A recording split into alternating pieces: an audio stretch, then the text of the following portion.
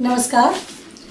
इस वीडियो में हम आपका बंटी के 7वें भाग पर चर्चा करेंगे। जैसा कि हमने पिछले भाग में देखा कि उसके जीवन में एक नया व्यक्ति जुड़ता है और इस उपन्यास में भी एक नए पात्र का आगमन होता है। वे होते हैं डॉक्टर जोशी। इसके बाद 7वां जब भाग शुरू होता है, उस भाग की शुरुआत बंटी के छुट्टियों के बाद स्कूल खुलने के पहले दिन से इसके भाग की शुरुआत होती है। बंटी आज बेहद खुश होता है क्योंकि आज उससे स्कूल जाना है। अमूमन बच्चों को लंबी छुट्टी के बाद स्कूल जाना, पहले दिन स्कूल जाना बहुत बुरा लगता है, लेकिन आज उसे खासा अच्छा लग रहा है। उसे ऐसा लग रहा है कि स्कूल के खुल जाने के साथ ही उसका बचपन भी लौट आया है। सारे घर में वो बहुत उत्साहित होते हुए वो स्कूल के लिए तैयार हो रहा है, यूनिफॉर्म पहन रहा है, जल्दी जल्दी ब्रेकफास्ट करने के लिए भी तैयार है, वो बस्ता लगाने को तैयार है, जबकि बस्ते में वो कुछ खास लेकर नहीं जाता है, एक पेंसिल और एक कॉपी के अलावा।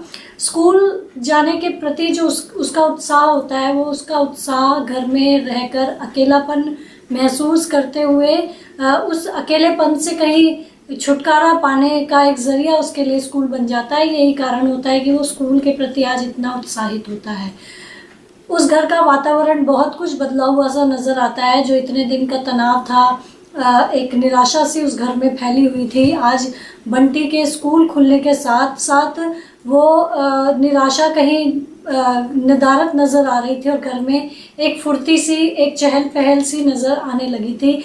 सडनली आज बहुत ज़्यादा एक्टिविटी घर में होने लगी थी और जो बच्चा बहुत दिनों से घर में कहीं खो सा गया था, पिछले दिनों की घटनाओं के कारण, अपने माता पिता के संबंधों के कारण, आज स्कूल खुलने के साथ वो बच्चा कहीं वापस आ गया है। घर से स्कूल जाने के लिए वो इतना ज़्यादा उत्साहित होता है कि जल्दी से अपना बैग लेता है और जाकर जहाँ उसकी स्कूल बस आने वाली होती है और खड़ा हो जाता है और वहाँ से अपने घर को निहारता है और देखता है कि ये घर, बंगला नुमा घर, जिसमें मम्मी सीढ़ियों की राह जाते जाते अंदर कहीं समा गई हैं, और ये घर उसे कितना सुंदर लग रहा है बाहर से, और उसको हमेशा ही वहाँ रहना अच्छा लगता है। और साथ साथ वो ये भी देख रहा होता है, महसूस कर रहा होता है कि इतने दिनों में इस घर के अंदर क्या क्या घटित हो गया है।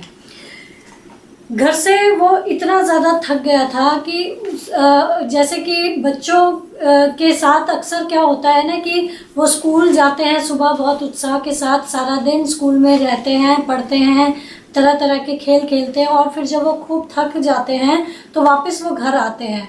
जब वो घर आते हैं तो घर आकर उन्हें बहुत रिलैक्स फील होता है और वो बहुत अपने पूरे दिन की थकान को घर में आकर कहीं मिटाने की कोशिश करते हैं और घर उनके लिए एक आरामदायक जगह होती है। लेकिन बंटी के लिए यहाँ उल्टा होता है।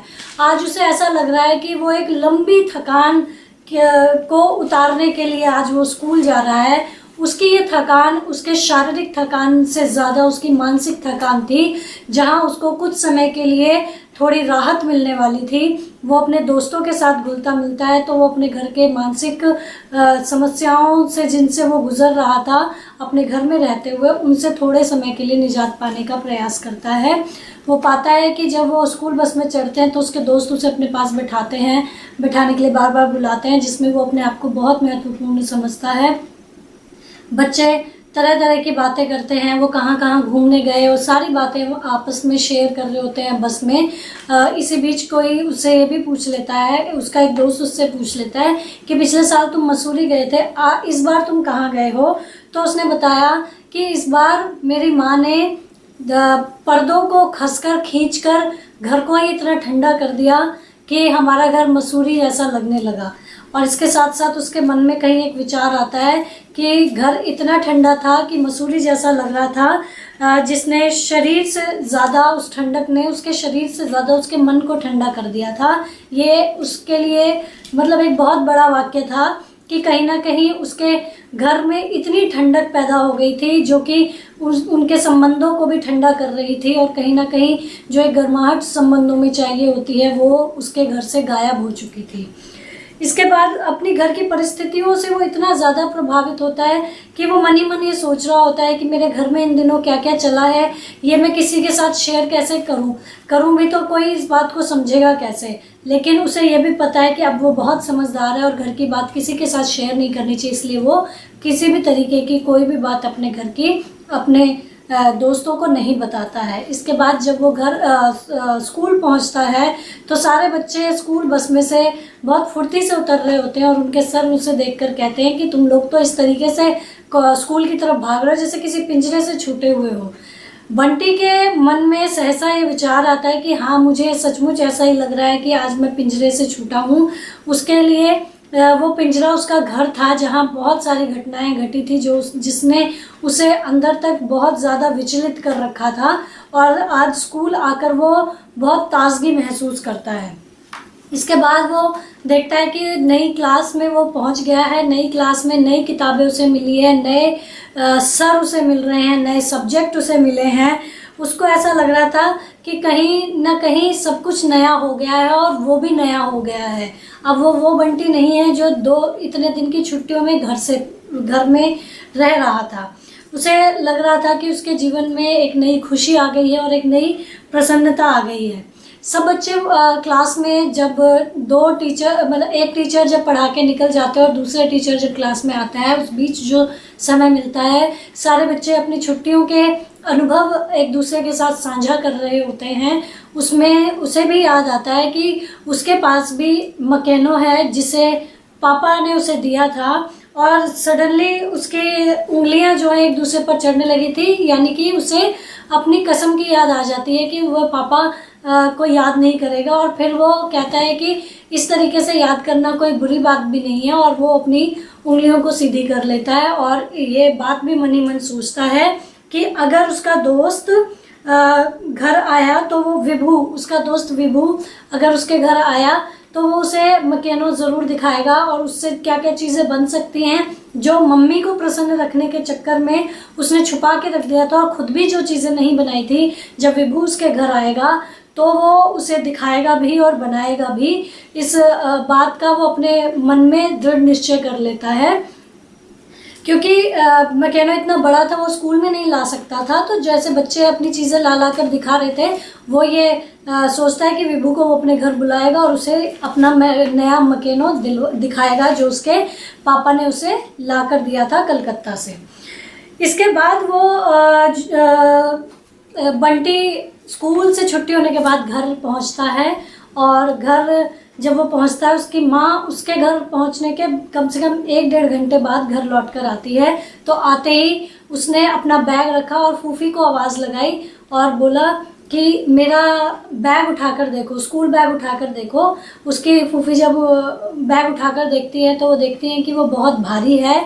इसको देखते हुए वो बहुत अपने अंदर एक गर्व सा महसूस करता है कि अब मैं बड़ी क्लास में आ गया हूँ और मेरा वो जो खाली बैग था अब वो भर गया है और मुझे रोज़ इतना बोझा उठा कर लेकर जाना है। जिसमें फूफी उसे ये भी कहती है कि इतना तो वज़न तुम्हारा नहीं है जितना तुमने इसे भर रखा है। यहाँ जो बैग था वो बैग उसका स्कूल बैग मात्र नहीं था, यहाँ उसके बैग का खालीपन, उसके मन का खालीपन भी था जो उसकी किताबों ने कुछ क्षण के लिए, उसके स्कूल ने कुछ क्षण के लिए भर दिया था। इसके बाद वो फूफी, क्योंकि उस समय फूफी उसके साथ थी और उसके अकेलेपन की साथी भी रही है फूफी, तो फूफी को वो बताता है कि उसके कौन कौन से नए सब्जेक्ट हैं, उसकी किताबें कौन कौन सी मिली हैं, किस सब्जेक्ट में उसे क्या पढ़ना है क्या नहीं पढ़ना है, इसके बारे में वो फूफी को बताता है। और फूफी को ये भी बताता है कि तुमने तो इतना पढ़ा नहीं है लेकिन मैं तुम्हें पढ़ाऊँगा, मैं अंग्रेज़ी भी तुम्हें पढ़ाऊँगा। और खूब हंसते हैं दोनों। इसी बीच वो ये भी बताता है कि अब मुझे डिक्शनरी भी पढ़नी है और मुझे एटलस भी साथ में रखना पड़ेगा क्योंकि मैं अब चौथी क्लास में आ गया हूँ और चौथी क्लास में पढ़ना कोई आसान बात नहीं है। अब मैं बड़ा हो गया हूँ, बड़ी क्लास में आ गया हूँ। इसके बाद वो ये भी बताता है कि फूफी को ये कहता है कि जैसे कि तुम कहती रहती हो ना कि ये बरसात गर्मी ये सब कुछ भगवान करता है, तो वो कहता है ये कोई भगवान नहीं करता है, ये मैंने पढ़ा है, ये सब मौसम के हिसाब से होता है और इसके पीछे भगवान का कोई हाथ नहीं होता है।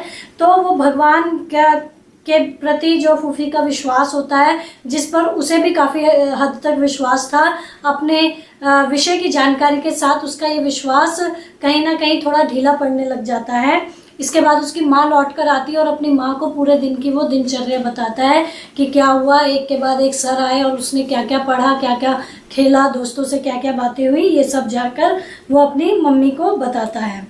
इसके बाद वो अपनी मम्मी को अपनी सारी किताबें और कॉपियाँ दिखाता है और पूरे आदेश के साथ उन्हें बोलता है कि इन सब पर खाकी कवर चढ़ाना है और ऊपर सफ़ेद एक स्टिकर लगाना है जिस पर सुंदर अक्षरों से उसका नाम और सब्जेक्ट लिखना है, और ये काम उन्हें आज के आज ही करना है। ये आदेश देते हुए वो पूरे उत्साह के साथ, जिस उत्साह के साथ वो स्कूल से लौट के आता है, उसी उत्साह के साथ अपने दोस्त टीटू के साथ खेलने के लिए चला जाता है। उसके टीटू के साथ खेलने जाने से लेकर जब वो घर लौटकर आता है में बहुत परिवर्तन आ जाता है। वो घर आकर लौटकर देखता है कि मेज पर उसकी सारी की सारी किताबें ज्यों की त्यों पड़ी हैं, उन पर कोई कवर नहीं चढ़ाया गया है, और इसे देखकर वो बहुत ज़्यादा नाराज़ हो जाता है और जाकर अपनी मम्मी से खूब तेज़ आवाज़ में बोलता है कि मम्मी, मेरी किताबों पर, मेरी कॉपियों पर कवर नहीं चढ़ाया तुमने। इतना बोलने के बाद उसकी माँ उसकी बात का जवाब न देकर उससे कहती है कि बेटा इधर आओ और नमस्ते करो। और जिनको वो नमस्ते करने के लिए कहती हैं वो डॉक्टर जोशी होते हैं, और डॉक्टर जोशी को देखकर वो और तिलमिला जाता है। उसको डॉक्टर जोशी का आना बिल्कुल भी अच्छा नहीं लगता और डॉक्टर जोशी को वो नज़रअंदाज करता हुआ अपनी माँ का हाथ पकड़कर उन्हें लगभग खींचता हुआ सा अपनी किताबों के पास ले जाता है और बोलता है कि अभी के अभी कवर चढ़ाओ। तो उसकी माँ उसे समझाती है कि बेटा मैं कर दूंगी, थोड़ा रुको। इसी बीच जो डॉक्टर जोशी होते हैं वो बोलते हैं, मतलब इसमें जो शकुन है उसे समझाने की कोशिश करती है कि तुम तो मेरे समझदार बेटे हो, तुम ऐसा नहीं करोगे, मैं तुम्हारा काम कर दूंगी। लेकिन वहाँ उस समय उस पर समझदारी से ज़्यादा जिद हावी हो जाती है। तो इस जिद के चक्कर में वो ये भी कह बैठता है कि कोई समझदारी नहीं है, अभी के अभी मेरा काम करो। बच्चे की जिद को देखकर डॉक्टर जोशी वहाँ से चले जाने का निर्णय लेते हैं और वो कहते हैं कि मैं तो यहाँ बस ऐसे ही चला आया क्योंकि यहाँ से गुजर रहा था। शकुन तुम जाओ और बंटी का काम कर दो, मैं लौट जाता हूँ। बंटी इस बात पर बहुत अधिक ध्यान देता है कि मेरी माँ को कोई तुम नहीं बोलता, उन्हें हमेशा हर कोई आप बोलता है। क्या डॉक्टर जोशी को नहीं पता मेरी माँ प्रिंसिपल है? इस तरीके से उनका तुम बोलना जो कि उसे एक आत्मीयता झलकती है, उसे बिल्कुल पसंद नहीं आता। उसे लगता है कि उन्हें इतनी तमीज़ नहीं है कि मेरी माँ को आप बोलना चाहिए, ना कि तुम बोलना चाहिए। इसके बाद माँ जब डॉक्टर जोशी चले जाते हैं तो कहीं ना कहीं बंटी के मन में फिर से एक डर आ जाता है कि कहीं मेरे इस बर्ताव से माँ कहीं नाराज़ ना हो जाए, क्योंकि मैं ऐसा कभी करता नहीं हूँ और आज मैंने ऐसा किया है तो कहीं माँ मुझसे नाराज़ ना हो जाए। लेकिन उसकी माँ उसे कुछ नहीं बोलती और चुपचाप कुर्सी पर बैठकर उसे देख रही होती हैं। और उनका इस तरीके से चुप रह जाना भी बंटी को बहुत ज़्यादा खलता है। उसे लगता है कि माँ मेरी माँ जैसी नहीं है, अब वो और कुछ बदल गई हैं। कभी पहले जैसे प्रिंसिपल थी, फिर वो उदास रहती थी, तब भी मेरी माँ गायब थी, आज वो खुश रहती हैं, फिर भी वो मेरी माँ नहीं है। उनका इस तरीके से चुप हो जाना उसे बहुत खलता है। उसे लगता है कि अगर वो नाराज़गी का कोई काम कर रहा है तो उसे डांटे तो उसे उसकी माँ अपनी सी लगेगी। इसके बाद वो जब माँ उसे कोई जवाब नहीं देती तो वो और भी ज़्यादा नाराज़ होकर ज़मीन पर लेटकर हाथ पैर पटककर खूब रोता है, खूब चिल्लाता है, खूब जितनी समझदार होने के क्रम में उसने अपने आप को जितना दबा के रखा हुआ था, जितने विचार उसने अपने अंतर्मन में छुपाए हुए थे, वो सब उस समय किताबों पर कवर चढ़ाने वाली घटना के ज़रिए अपनी माँ के प्रति उसके मन से निकल रहे थे। दूसरे शब्दों में, उन शब्दों में नहीं जिन शब्दों में उसे स्पष्ट रूप से अपनी माँ को उनके व्यवहार के बारे में बोलना था, बल्कि कवर ना चढ़ाने पर जो जिद करना और रोना, अपनी माँ के बारे में ना सोचना और पूरी तरीके से अपना गुस्सा दिखाना, इस गुस्से को दिखाकर उसने अपने मन में दबे कहीं बहुत सारे आक्रोश को बाहर निकालने का प्रयास किया। इसके बाद उसे बहुत रोना आ रहा था, लेकिन उसकी माँ ना तो उसे चुप करा रही थी और ना ही उसे कुछ बोल रही थी, तो इसमें भी उसे वो अपने आप को उपेक्षित सा महसूस करता है। इसके बाद उसकी माँ उसे कहती है ला मैं कवर चढ़ाती हूँ, ला खाकी कवर लेकर आ, मैं चढ़ाती हूँ। तो वो उस समय फिर और ज़्यादा नाराज़ हो जाता है कि मेरे पास खाकी कवर कहाँ से आया, मैंने तुम्हें समय से बताया था, तुम्हें उसे मंगवा लेना चाहिए था। और वो फिर और ज़्यादा रोता है कि इससे तुम्हें क्या फ़र्क पड़ता है ना, इससे अगर कल किताबों पर कवर नहीं चढ़ेगा तो स्कूल में डांट मेरी पड़ेगी ना कि तुम्हारी पड़ेगी। इसके बाद उसकी माँ जब उसकी इस तरीके की ज़िद को देखती है तो वो अपने कॉलेज से खाकी कवर का अरेंजमेंट करती है और मंगवाकर उसके किताबों पर, कॉपियों पर कवर चढ़ाने का कार्य जो है वो शुरू कर देती है। अब जब उसकी माँ कवर चढ़ाना शुरू कर देती है बिना कुछ कहे, बिना कुछ डांटे, तब बंटी को और भी ज़्यादा बुरा लगता है और तब वो अपने आप को अपराधी सा महसूस करता है। उसे लगता है कि उसने जो व्यवहार किया वो अनुचित था, माँ तो कवर चढ़ा ही रही है। इसके बाद माँ उससे कोई बात नहीं करती है और इसी बीच उसकी जो नाराज़गी थी उसे ये समझ नहीं आ रहा था कि वो अपने मन का बोझ हल्का कर रहा था या कवर ना चढ़ने का सचमुच उसे गुस्सा था। इस सब के बीच में वो क्या नाम है, उसका गुस्सा जब निकलता है तो बंटी ये बिल्कुल नहीं समझ पाता कि माँ मुझे डांट क्यों नहीं रही है। उसके बाद वो चला जाता है और रोते रोते सुबकते सुबकते वो सो जाता है अपने कमरे में जाकर। और उसको बहुत गुस्सा भी आ रहा होता है, न केवल अपनी माँ पर बल्कि डॉक्टर जोशी पर भी, जो समय असमय जब मर्जी उसके घर आ जाते हैं और उसके आने का कारण भी उसे नहीं पता चलता और अपनी माँ का व्यवहार भी उसे नहीं पता चलता। इसके बाद अगले दिन वो सुबह उठता है तो देखता है कि उसकी सारी किताबों पर कवर चढ़ गया है। किताबें बहुत सलीके से, अच्छी तरीके से रखी हुई हैं, बहुत सुंदर शब्दों में उसके नाम और सब्जेक्ट भी लिखे हुए हैं। यही कार्य करने के लिए कल उसने बहुत नाराज़गी दिखाई थी और ये काम उसकी माँ ने उसके जागने से पहले ख़त्म करके उसके लिए रख दिया था। उसे लग रहा था कि माँ बहुत गुस्सा होगी। वो जाता है, लॉन में देखता है और माँ को जाकर खूब प्यार करता है, लेकिन बदले में उसकी माँ उसे प्यार नहीं करती। इससे वो समझता है कि उसकी माँ उससे नाराज़ है और उसे ये लगता है कि उसे बहुत पश्चाताप भी होता है कि मैंने ऐसा क्यों किया, काश मुझे गुस्से में ऐसे नहीं करना चाहिए था माँ के साथ। मैंने तो कसम खाई थी कि मैं माँ को प्रसन्न रखूँगा, लेकिन कल मैंने अपने व्यवहार से अपनी माँ को दुखी कर दिया है। लेकिन इस सब के पीछे जो वो कारण समझता है वो समझता है डॉक्टर जोशी का। उसे लगता है कि माँ अब डॉक्टर जोशी की परवाह ज़्यादा करती है, उसकी कम परवाह करती है। इसके बाद कॉलेज से लौट आने के बाद जो है माँ कहती है कि आज तुम तैयार हो जाओ और मैं तुम्हें घुमाने लेकर जाऊंगी। बहुत दिनों से जिस चीज़ की इच्छा बंटी के मन में थी माँ के साथ घूमने जाने की, वो इच्छा कहीं ना कहीं आज पूरी होती उसे नज़र आती है और इस बात से वो बेहद प्रसन्न होता है।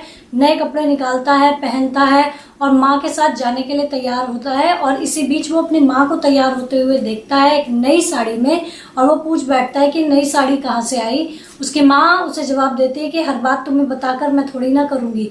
तो वो अपनी माँ को बहुत ध्यान से ऑब्जर्व करता है कि उसकी माँ के कपड़े, उसकी माँ की हंसी, अपनी माँ की आंखें, वो सब कुछ जो है वो बहुत बारीकी से ऑब्जर्व कर रहा होता है।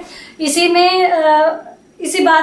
बीच जब उसकी माँ तैयार हो जाती है तो वो देखता है कि गेट से गाड़ी का हॉर्न बजने की आवाज़ आती है और हॉर्न बजने की आवाज़ से वो तुरंत भाप जाता है कि डॉक्टर जोशी आ गए और उसे लगता है कि अब माँ मुझे घुमाने नहीं ले जाएगी। लेकिन एक क्षण बाद ही उसे पता चलता है कि हमें डॉक्टर जोशी के साथ ही घूमने के लिए जाना है और उसे फिर खूब गुस्सा आता है और मन तो उसका ऐसा करता है कि वो घूमने जाने के लिए मना कर दे, लेकिन बच्चा है, बच्चा होने के नाते उसे गाड़ी में घूमने का लालच होता है, इसलिए वो उनके साथ जाने के लिए तैयार हो जाता है। वहाँ जाते हुए वो गाड़ी की अगली सीट पर बैठना चाहता है, लेकिन उसकी माँ उसे पिछली सीट पर बैठा देती है। हालांकि डॉक्टर जोशी उसे कहते हैं कि उसे भी आगे वाली सीट पर अपने साथ बिठा ले, सीट बड़ी है वो बैठ सकता है, लेकिन उसकी माँ मना कर देती है और उसे पीछे वाली सीट पर बैठने के लिए कह देती हैं और पीछे वाली सीट पर बिठा भी देती हैं।